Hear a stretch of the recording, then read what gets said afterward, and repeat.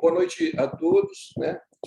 Sejam todos bem-vindos. E a gente está dando sequência ao estudo do livro Evolução em Dois Mundos, que se iniciou na semana passada,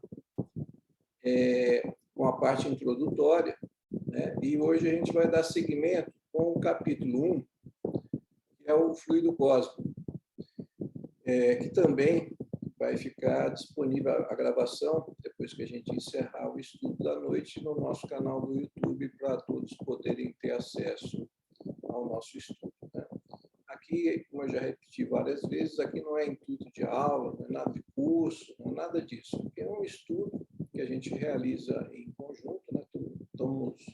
Estamos todos nós aqui aprendendo junto, né? Então, vamos dar início. Capítulo 1, fluido cósmico. Pelo próprio texto aqui, já chama atenção, né? A gente ouve muito se falar fluido cósmico universal, né? É um termo muito usado, mas se a gente parar para pensar, o termo mais correto é fluido cósmico ou fluido universal, porque fluido cósmico universal é uma redundância, né? Se é cósmico, né? Então, a denominação mais correta seria o fluido cósmico, como está aqui, ou fluido universal, ao invés daquilo que a gente costuma chamar fluido cósmico universal, né? Tanto é que aqui está colocado como fluido cósmico, né? Então, vamos lá. É o plasma divino. O fluido cósmico é o plasma divino, hausto do Criador, ou força nervosa do Todo Sábio. Nesse elemento primordial, vibram e vivem constelações e sóis, mundos e seres, como peixes no oceano. A doutora Marlene Nobre, ela costumava, já vi ela se referindo a isso em várias palestras dela e até nos livros. Ela costumava dizer que o fluido cósmico, nós estamos mergulhados nesse fluido cósmico, porque esse fluido cósmico é o próprio pensamento divino. Nós estamos imersos, mergulhados no pensamento divino. Isso faz muito sentido, né? Até para explicar a onipresença e a onisciência de Deus, né? Se a gente está imerso no próprio fluido cósmico, que é o próprio pensamento divino, né? Então Deus ele está em todas as partes e em todas as coisas, né? Ciente de tudo. A gente está imerso nesse próprio pensamento divino. Então, eu acho muito interessante essa definição que ela colocava, que eu acho que auxilia muito a gente entender. Esse fluido é a origem de tudo, né? Tudo do plano material, né? É a origem de tudo, é o próprio pensamento do Criador, é a origem de tudo. Do ponto de vista científico, a ciência começa a chegar perto de algo, né, disso. Então, eu andei dando uma olhadinha, uma estudada nisso, a respeito de matéria escura e de energia escura. Isso é uma coisa que a ciência já vem estudando há muito tempo. Eu não estou querendo dizer com isso que isso exatamente é o fluido cósmico. Mas eu vou passar um videozinho, é um videozinho rápido, deve ter uns 3 minutinhos, e que explica bem a respeito dessa matéria escura e da energia escura. Por quê? Porque a própria ciência hoje entende que de toda a matéria que existe na nossa galáxia, no universo, os planetas, os astros, os buracos negros, né, as nebulosas, a matéria que existe é só 4% de toda a matéria que existe, né, nessas galáxias. E o resto é o que eles chamam de matéria escura, ou energia escura. Então, eu vou colocar esse vídeo, que eu acho que é bem interessante para ilustrar um pouquinho a respeito disso. Vou colocar aqui. Veja se o som aí está bom para vocês.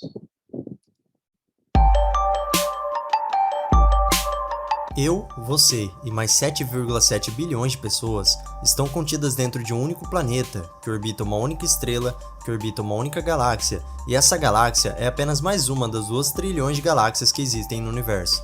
E se eu te disser que tudo que você conhece, toda a matéria visível que está contida dentro de todo o universo, representa apenas 5% de todo o conteúdo dele? O resto do universo é constituído basicamente de matéria escura e energia escura. Ao contrário da matéria normal, a matéria escura não interage com a força eletromagnética. Isso significa que ela não absorve, reflete ou emite luz, tornando-a extremamente difícil de se detectar. A história por trás da matéria escura já é bem antiga. Ela foi proferida pelo físico Lord Kelvin em uma palestra no ano de 1884, onde ele disse que a massa total da Via Láctea era diferente da massa das estrelas visíveis. Entre as décadas de 1960 e 70, os trabalhos de Vera Rubin e Kent Ford adicionaram novas e fortes evidências da presença da matéria escura. Eles mostraram que a maioria das galáxias deve conter cerca de 6 vezes mais matéria invisível do que visível. Assim, por volta de 1980, a aparente necessidade da matéria escura era amplamente reconhecida como um grande problema não resolvido na astronomia. Mas como os astrônomos fazem para observar a sua presença? Com base em cálculos e estimativas, é possível determinarmos a massa de uma galáxia, e a partir disso, criar simulações de como esta galáxia deveria se comportar, tendo em vista sua massa e a sua força gravitacional. E o que os astrônomos observavam era basicamente isso.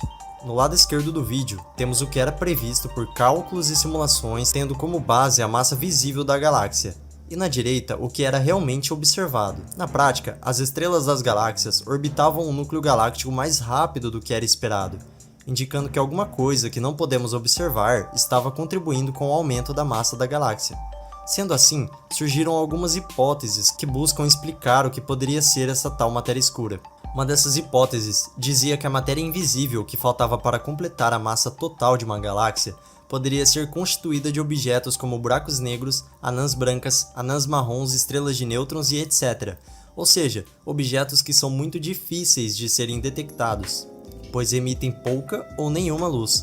Mas após muito estudo, os astrônomos chegaram à conclusão de que os buracos negros, estrelas de nêutrons e os demais objetos constituíam menos de 2% da massa da nossa galáxia. Sendo assim, a matéria escura deveria ser constituída de outra coisa, provavelmente uma espécie de partícula massiva que interage pouco com a luz. Até o momento, os cientistas não têm nenhuma resposta clara para a matéria escura. A única coisa que sabemos é que algo está aumentando muito a massa das galáxias. Nós não sabemos o que é. E essa foi uma breve história da matéria escura. Se você gostou do vídeo, deixe o seu like, comente, compartilhe e me segue no Instagram para mais conteúdo de astronomia. Então, aqui a gente vê, né, através desse vídeo aqui, que existe mais coisa no universo que compõe do que aquilo que a gente consegue perceber com os nossos instrumentos, né, com as nossas coisas. Então, a gente vê que essa matéria escura é uma coisa que aí já tem algum tempo, né, que a ciência vem estudando e vem entendendo. Seria isso, né? Esse é um questionamento, né? Seria isso que a ciência está buscando entender, que compõe o universo? Né? Seria isso nosso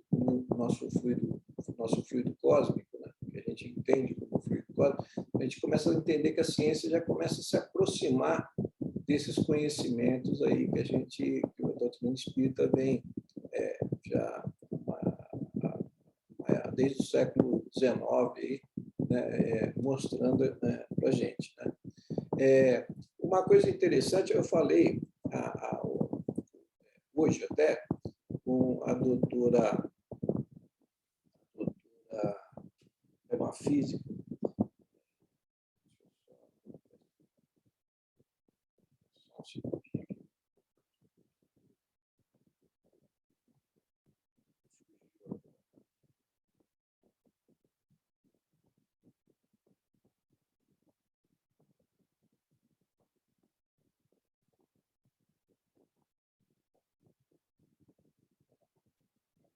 o nome dela.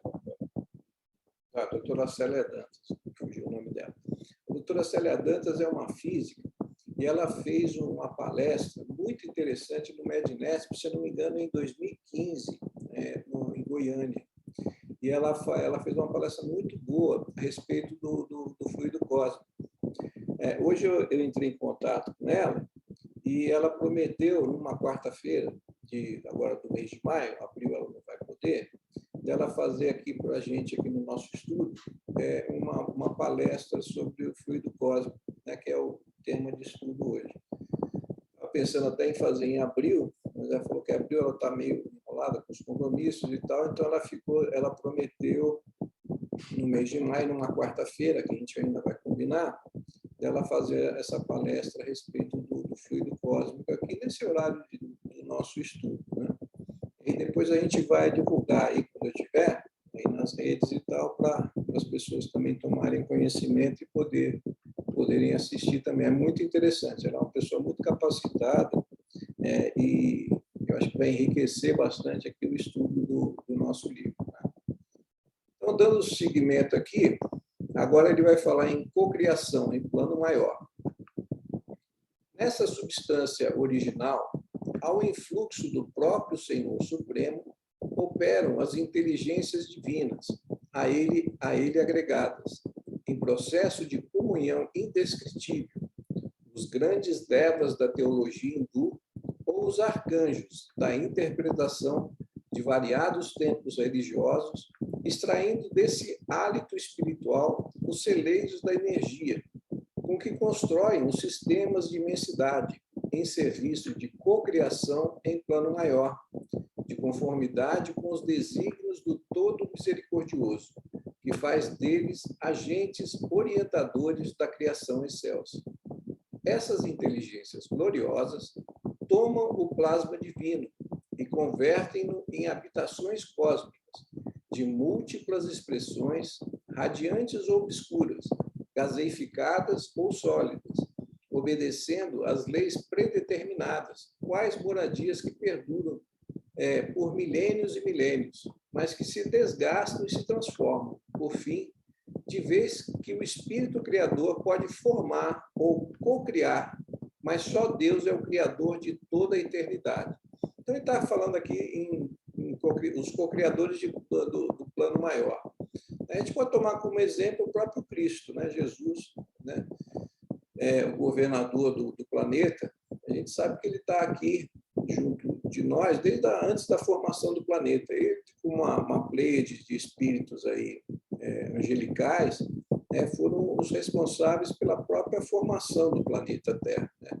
Então, como ele diz aqui, essas inteligências gloriosas tomam o plasma divino, ou seja, a partir desse fluido cósmico, eles manipulam e são co-criadores da própria criação, ou seja, eles participam da própria criação divina, né?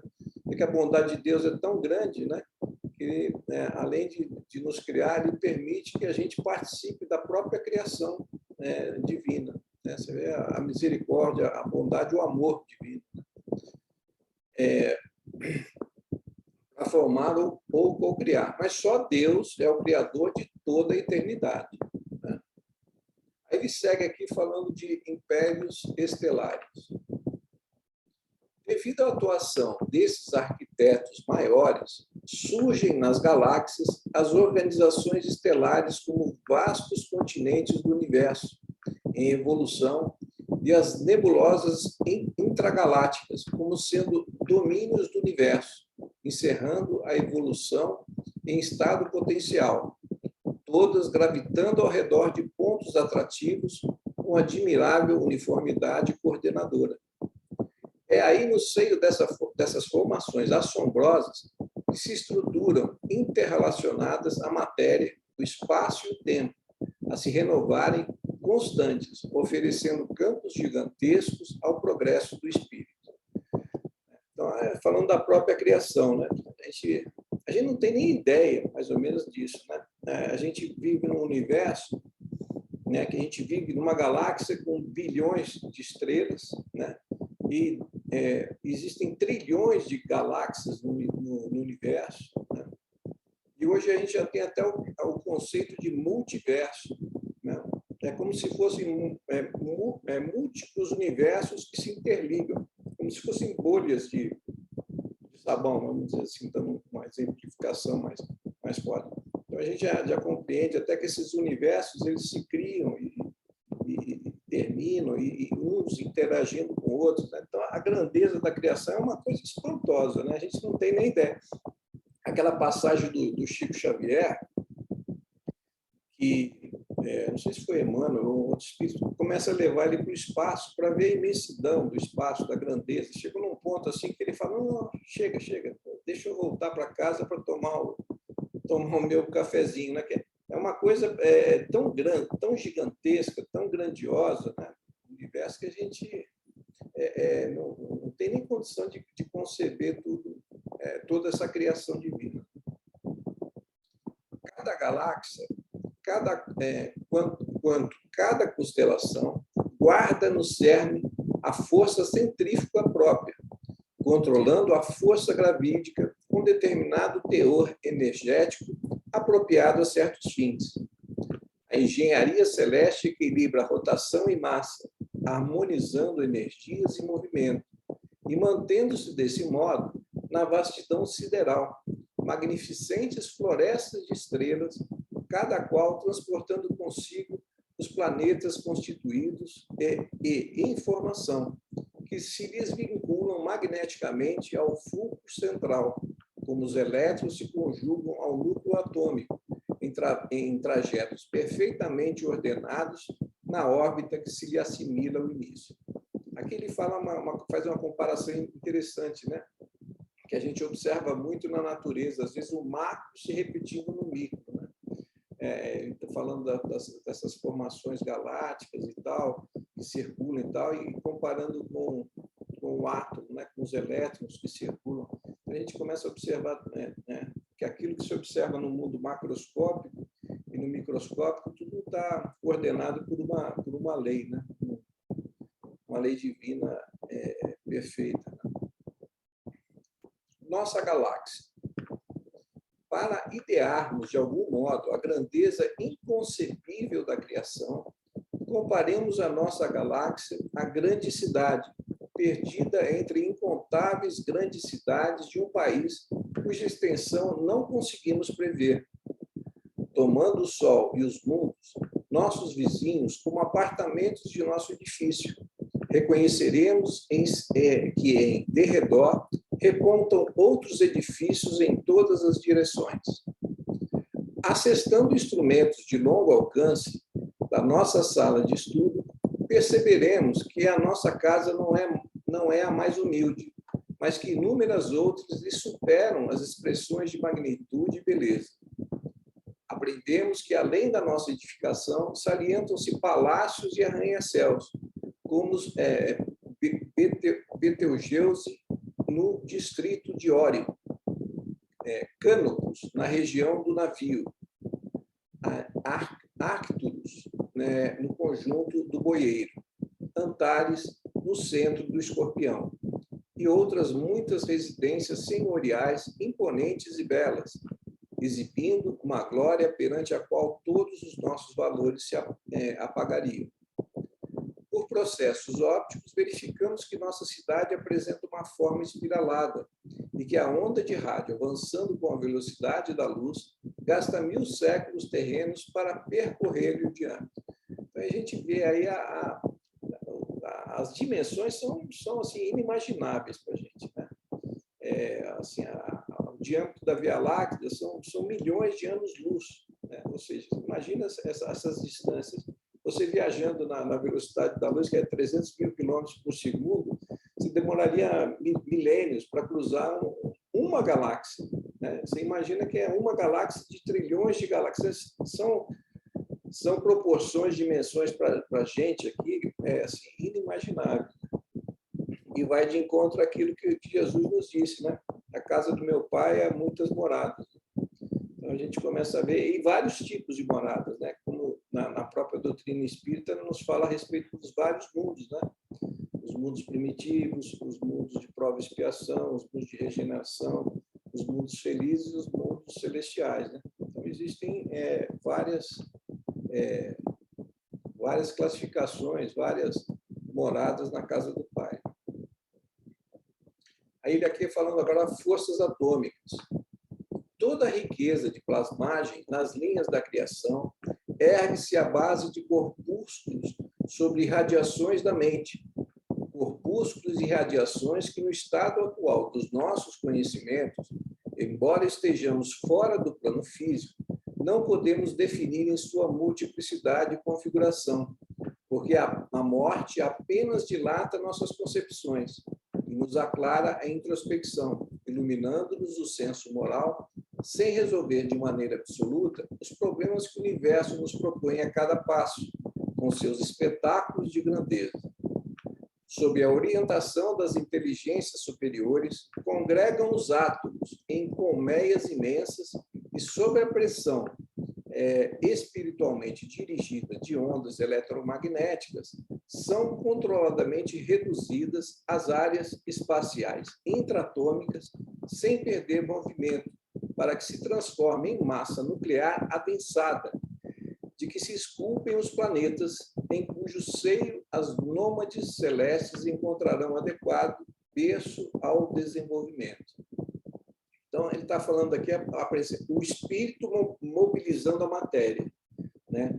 É aquilo que a gente já falou aqui outras vezes, né? É o princípio inteligente. O princípio inteligente que é o princípio agregador da matéria, através da vontade que o espírito plasma, né? Então, a gente estava falando em cocriação maior, é através da vontade desses espíritos celestiais que toda a matéria é agregada, é formada, formando esses mundos, né? Esses planetas, toda essa criação celestial. Semelhantes mundos servem à finalidade a que se destinam, por longas eras, consagradas à evolução do espírito, até que, pela sobrepressão sistemática, sofram um colapso atômico pelo qual se transmutam em astros cadaverizados. Essas esferas mortas, contudo, volvem a novas diretrizes dos agentes divinos, que dispõem sobre a desintegração dos materiais de superfície, dando ensejo a que os elementos comprimidos se libertem através da explosão ordenada, surgindo novo acervo corpuscular para a reconstrução de moradias celestes, nas quais a obra de Deus se estende e perpetua em sua glória criativa. Basicamente, até está falando aqui até a lei de Lavoisier, né? Nada se perde, tudo se transforma, né? Então, Lavoisier colocou isso aí o que ele está colocando aqui. No mundo, nada se perde, tudo se transforma. Luz e calor. Os mundos ou campos de desenvolvimento da alma, com as suas diversas faixas de matéria, em variada expressão vibratória, ao influxo ainda dos tutores espirituais, são acalentados por irradiações luminosas e caloríficas, sem nos referirmos às forças de outra espécie que são arrojadas do espaço cósmico sobre a Terra e o homem, garantindo-lhes a estabilidade e a existência. Temos, assim, a luz e o calor, que, teoricamente, classificamos entre as irradiações nascidas dos átomos, supridas de energia. São esses que, excitados na íntima estrutura, despendem as ondas eletromagnéticas. A luz é onda eletromagnética. Todavia, não obstante, tatearemos com relativa segurança as realidades da matéria, definindo a natureza corpuscular do calor e da luz, e, embora saibamos que outras oscilações eletromagnéticas se associam, insuspeitadas por nós, na vastidão universal, aquém do infravermelho e além do ultravioleta, completamente fora das zonas de percepção, confessamos com humildade que não sabemos ainda, principalmente no que se refere à elaboração da luz, qual seja a força que provoca a agitação inteligente dos átomos, compelindo-os a produzir irradiações capazes de lançar ondas no universo com a velocidade de 300 mil quilômetros por segundo, que é a velocidade da luz. Agora, você vê aqui, essa frase é bem interessante, né? Completamente fora da zona de percepção, confessamos com humildade que não sabemos ainda, principalmente no que se refere à elaboração da luz, qual seja a força que provoca a agitação inteligente dos átomos. A gente sabe que os átomos têm aquela movimentação toda de elétrons e tal, mas a gente não entende qual é a força que produz isso. Então, é algo que está acima do nosso entendimento. Ô, Newton, Oi. também na página anterior ele também fala isso, né? Assim, da incapacidade da gente compreender tudo isso que nos é passado, né? Ele fala no estado atual, isso é o André Luiz falando, né? No estado atual dos nossos conhecimentos, embora estejamos fora do plano físico, não podemos definir em sua multiplicidade de configuração. Quer dizer, esse é um processo ascensional da criatura, né? Conforme a gente vai evoluindo, a gente vai tendo essa capacidade de compreender toda essa maravilhosa criação, né? Sim, a gente está muito distante ainda realmente de compreender Exatamente. Deus e a própria criação, né? A gente ainda nossa inteligência ainda é muito limitada. Limitada. A velocidade de 300 km por segundo, preferindo reconhecer em toda parte, com a obrigação de estudarmos e progredirmos sempre o hálito divino do Criador. Ou seja, a gente progredir não só do ponto de vista moral, mas do ponto de vista intelectual também, para a gente conseguir chegar mais perto, cada vez chegar mais perto de Deus. Agora ele vai falar em cocriação em plano menor. Em análogo, alicerce, as inteligências humanas que ombreiam conosco utilizam o mesmo fluido cósmico, o mesmo fluido cósmico em permanente circulação no universo para a cocriação em plano menor, assimilando os corpúsculos da matéria com a energia espiritual que lhes é própria, formando assim o veículo psicossomático em que se exprime, ou cunhando as civilizações que abrangem no mundo a humanidade encarnada e a humanidade desencarnada. Então, ele está falando agora a cocriação em plano menor, ou seja, é a nossa, né? Para a formação do nosso próprio corpo físico, né? A gente viu, né?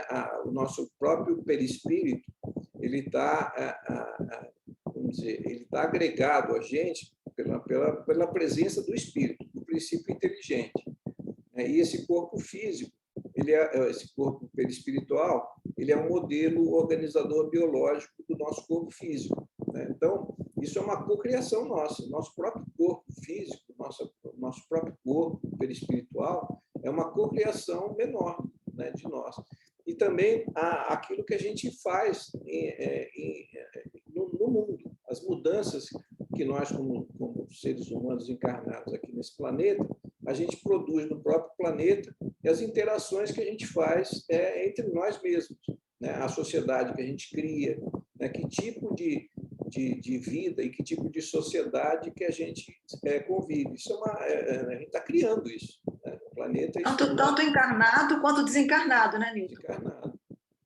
A gente está criando um mundo, né? A gente está criando uma situação, uma sociedade, né? Em que a gente vive nela. Dentro das mesmas bases, plasmam também os lugares entenebrecidos pela purgação infernal, gerados pelas mesmas mentes desequilibradas ou criminosas, nos círculos inferiores e abismais, e que valem por aglutinações de duração breve, no microcosmos em que estageiam, sobre o mesmo princípio de comando mental, com que as inteligências maiores modelam edificações macrocósmicas que desafiam a passagem dos milênios. Ou seja, até os umbrais da vida são cocriações nossas, né? Aquilo foi criado pela própria mente humana aqui, né, dos seres humanos que vivem na Terra, encarnados e desencarnados. Isso também é uma cocriação. Cabe-nos assimilar, desse modo, que, na essência, toda a matéria é energia, tornada visível, e que toda energia, originalmente, é força divina de que nos apropriamos para interpor os nossos propósitos aos propósitos da criação, cujas leis nos conservam e prestigiam o bem praticado. constrangendo-nos a transformar o mal de nossa autoria no bem que devemos realizar, porquanto o bem de todos é o seu eterno princípio. Ou seja, a gente se afinizar com as leis divinas, onde a principal de todas as leis é a lei de amor. Então, quando a gente se desarmoniza com essas leis, isso gera consequências.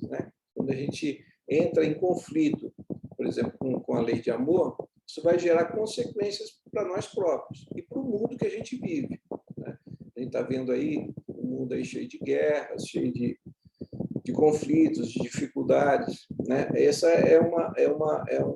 o princípio é a gente estar em conflito com o próprio princípio, a própria lei divina, que é a lei de amor. Então, a gente vai criando essas situações de que nós mesmos seremos vítimas dela.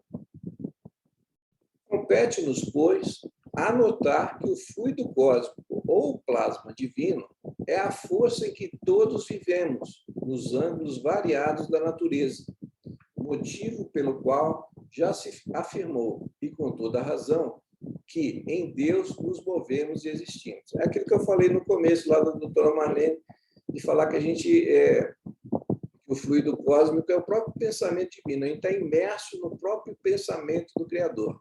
É isso que ele está dizendo aqui. O motivo pelo qual já se afirmou, e com toda razão, que em Deus nos movimentamos e existimos. É aquilo que a gente falou de... Por isso que Deus é onipresente e onisciente. Está em toda parte, porque nós estamos imersos nesse fluido cósmico, que é o próprio pensamento divino. Então, aqui ele encerra esse primeiro capítulo. Também a gente vê que é um capítulozinho curto, como os outros, mas assim, o quanto de conhecimento e de conceitos e tal, ele passa para a gente nessas poucas páginas aqui para a gente poder refletir. Aí vamos ver no mês de maio, a gente vai ouvir essa palestra aí da doutora Célia Dantas, Eu acho que vai ser bastante interessante. Ela vai trazer até com mais detalhes, do ponto de vista até científico da física, a respeito do fluido cósmico. Aí a gente vai divulgando e a gente vai colocar lá no canal também para todo mundo poder ter acesso e assistir. E agora com vocês aí, vocês querem fazer um comentário, consideração? Boa noite a todos aí. Boa noite. Então, eu acho interessante, o Newton, e que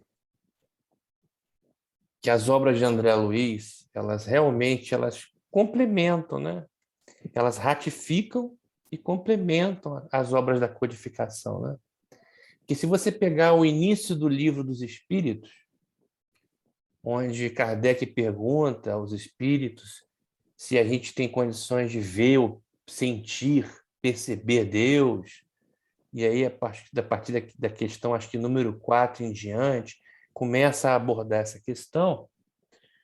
Lá, o Livro dos Espíritos tem as respostas, falando sobre as nossas limitações de percepção.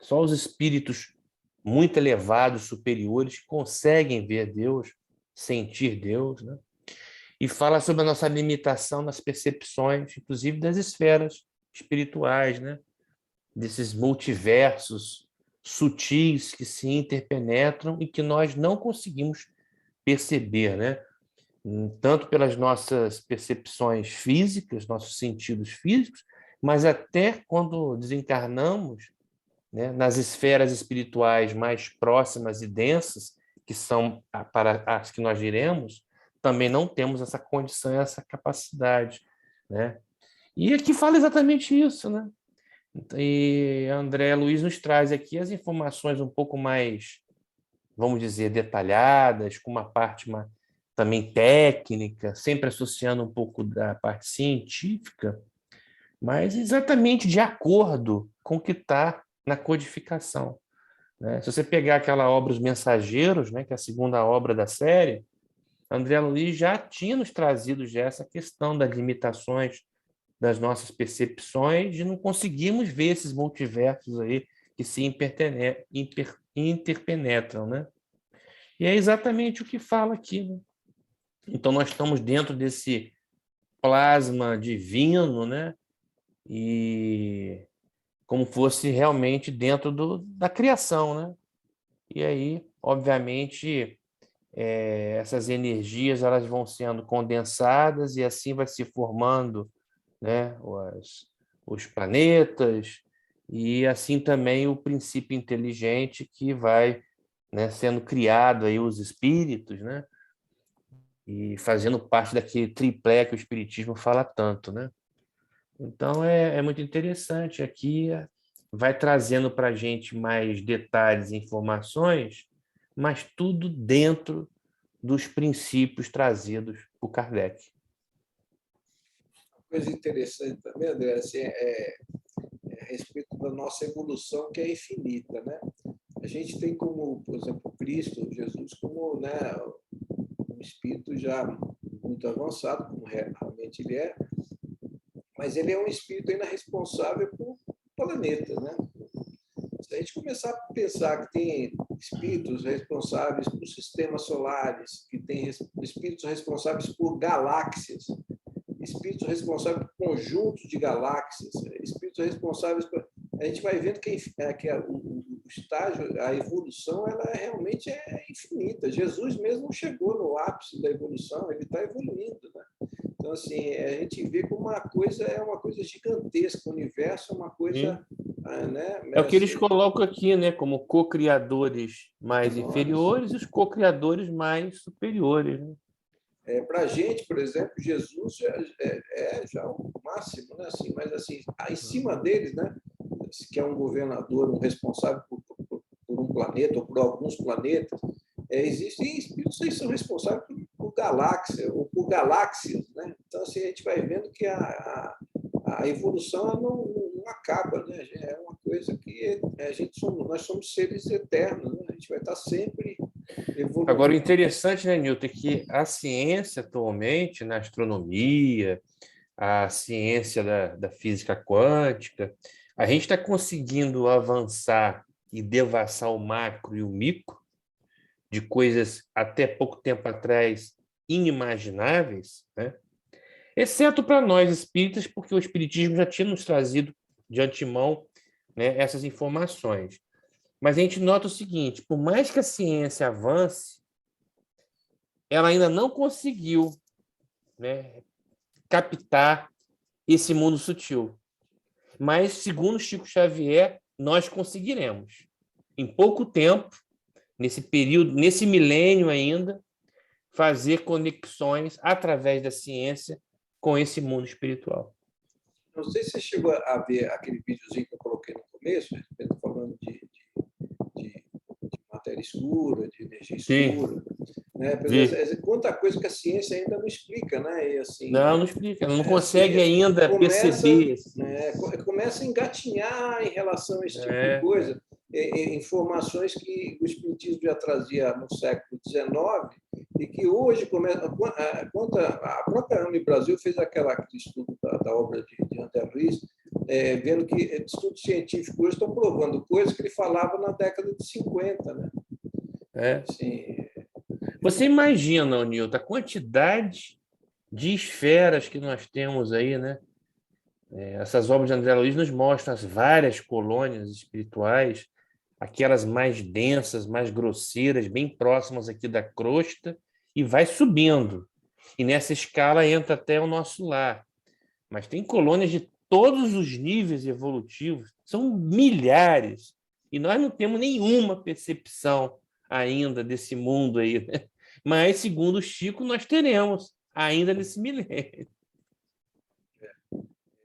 A gente vai começar a ter fenômenos de transcomunicação aí, através dos nossos aparelhos, conseguir começar a se comunicar com quem está desencarnado, coisas assim, avanços que a gente nem imaginava. Já imaginou a gente poder falar com o nosso pai, nossa mãe que está desencarnado, através de um aparelho e tal, e conversar com eles. Tá? Aí, na verdade, vai se tornar uma coisa tão óbvia, tão clara, que ninguém vai poder mais negar essa realidade espiritual. Isso vai ser no momento em que aí a humanidade vai estar realmente em processo acelerado de evolução, né? Conforme foi previsto, né? Uma vez eu li em algum lugar, eu não estou lembrado exatamente onde, que um espírito veio visitar a Terra e ele ficou assim abismado, assim, achando muito curioso que a gente não tinha consciência do plano espiritual. Mas vocês não, né? Vocês encarnados não têm consciência do plano espiritual, que vocês ora estão nele, ora voltam, né? Então ele achou assim muito curioso aquilo, assim, né? Daqui a pouco a gente tem assim através dos médiuns, né? Aqui principalmente aqueles médiuns mais sensíveis, mais aflorados, né? Que tem aquela mediunidade mais forte. Mas a ciência mesmo ainda não conseguiu. Ela está agora ainda, né? Um processo bem inicial. Mas como o previsto é que a coisa se acelere muito de forma rápida agora, logo a gente vai ter a ciência confirmando tudo que está nas obras da doutrina espírita. Ele no mundo dele, até as crianças tinham essa consciência, né, de mundo espiritual, de comunicação com o mundo espiritual. Então, assim, isso vai andar cada vez mais rápido. A própria transcomunicação, coisas para daqui a poucas décadas, né? Não é coisa para muitos anos, não. Não é. Pela previsão. Está lá no livro A Caminho da Luz, de Emmanuel, né? E o próprio Chico falou isso no Pinga Fogo, né? Está muito bem documentado, né? Às vezes as pessoas parecem que negam isso, não sei por causa de quê. Mas, puxa, acho que não tem o que ficar, vamos dizer, desconfiando dessas informações que são... A gente sabe que são de fontes seguras, né? A gente sabe que são de fontes seguras. Ela só vem se confirmando. E só vem se confirmando, exatamente. Exatamente. A ciência está confirmando. O Chico já falava isso, né? Vem o espiritismo e abre uma estrada, uma picada, e vem a ciência e abre uma estrada. Então, assim, o que ele vai abrindo, a picadinha que ele vai abrir, a ciência depois vai abrir aquilo de forma, assim, não tem como se contestar. Mas é isso. Podemos encerrar, então, hoje? E aí a gente vai, como de costume, colocar lá no canal do YouTube, para todo mundo poder ter acesso. E na próxima quarta-feira, como de costume, a gente vai dando seguimento com o segundo capítulo, que é Corpo Espiritual. Vai seguindo com o capítulo 2, que também é um tema bastante interessante. Alguém quer fazer uma prece aí de encerramento? Quer fazer, Ivan? Você que está retornando aí, seja bem-vindo, aí faça uma prece aí para a gente. Eu não sei se está aparecendo a minha face aí, mas eu faço. Está aparecendo. Está me ouvindo bem aí? Estamos te ouvindo bem também. Então tá bom. Vamos fazer um encerramento, então. Pai amado,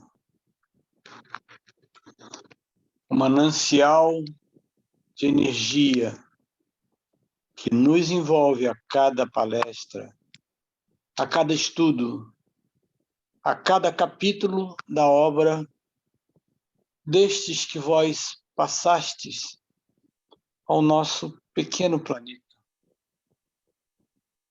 É o caminho a ser trilhado com a cabeça erguida.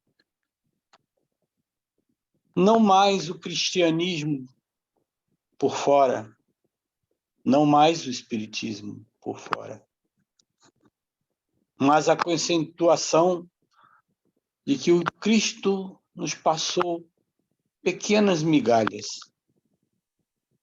Algumas caíram na pedra e não deixaram raízes, ou os pássaros levaram.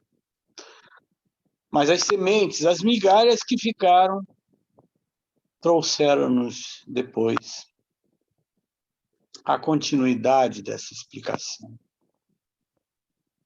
Hoje, esse pequeno grupo aqui reunido avançou, reestruturou o mundo, o muito que já conhecíamos, mas também abriu uma série de questões.